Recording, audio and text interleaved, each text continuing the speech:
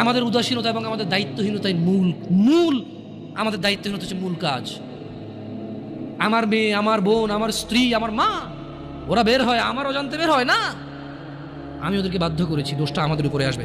এমনি এমনি তো আল্লাহ নবী সাল্লাল্লাহু আলাইহি ওয়াসাল্লাম বলে নাই যে দাইয়ুস জান্নাতে যাবে না, দাইয়ুস জান্নাতে যাবে না। কেন যাবে না? আজকে আপনি গার্মেন্টসে দোষ দিয়ে লাভ আছে? আজকে আপনি ওই ইট ভাঙার কি ব্রিক ফিল্ডে দোষ দিয়ে লাভ আছে? না, দাইয়ুস জান্নাতে যাবে না।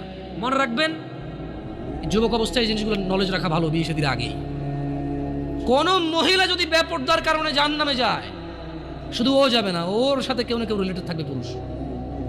কুড বি ফাদার, বাপ হইতে পারে, বড় ভাই হইতে পারে, তারপর হচ্ছে স্বামী হতে পারে। যদি ওর জাহান্নামে যাওয়ার রিজনই হয় বেপরদা, বেখোলা, খোলা মেলা চলাফেরা, মানুষ হাজার রিজনে জাহান্নামে যেতে পারে।